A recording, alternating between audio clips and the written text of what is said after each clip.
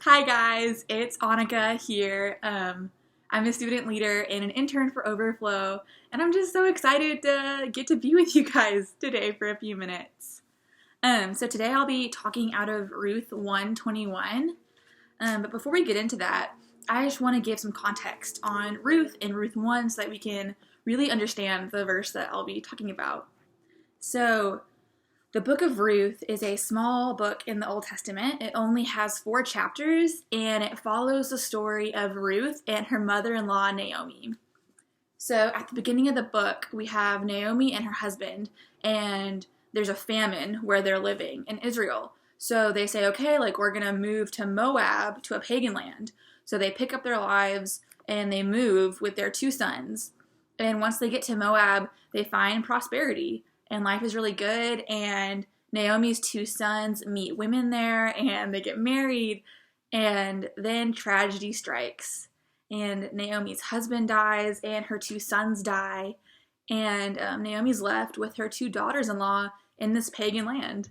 And so Naomi tells her daughters-in-law Orpah and Ruth, I have nothing for you guys. I cannot give you a good life, and life is about to get really hard for me, so you should go back to your homes. And Orpah does do that, but Ruth says, no, I want to stay with you. Where you go, I will go. Where you stay, I will stay. Your people will be my people, and your God will be my God. So Ruth clings to Naomi in faithfulness, and they go back to Israel, where they're probably going to have a really hard life. So at the end of chapter 1, Naomi is really grieving what she has lost, and she is feeling the weight of that, and she's lost a lot. And in Ruth 121, Naomi says, I went away full, and the Lord has brought me back empty. And this statement is pivotal in the course of the book of Ruth. The Lord spends the rest of the whole entire book proving this one statement wrong, when Naomi says, I went away full, and the Lord's brought me back empty. So I was reading this with Maddie Haydell a few weeks ago, and after reading that verse, I thought, wow, that feels kind of relevant. I think that this semester has not gone the way that any of us planned. And I know that I had a really, really great first half of the semester. Even just the school year was going really, really great. And then this pandemic happened, and things have changed, and life looks drastically different than it did a month and a half ago.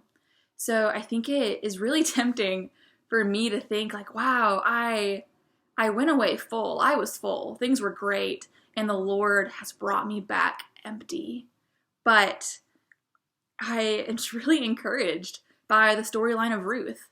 So after Naomi says this, it's announced that it's the start of the barley harvest.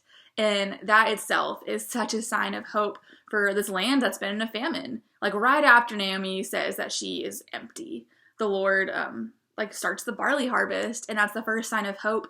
And then throughout the book, Ruth meets Boaz, who just so happens to be a man who can redeem the family. It can bring them back into prosperity and provide for them and keep them safe. And then out of Ruth and Boaz's line comes David, and then comes Jesus. And it is incredible to see how the Lord only writes redemptive stories. That Naomi can say, I went away full, and the Lord's brought me back empty, and the Lord proves her wrong and shows her so much of his grace and his kindness, and that all of it was kindness. And so I don't know how quarantine has been for you.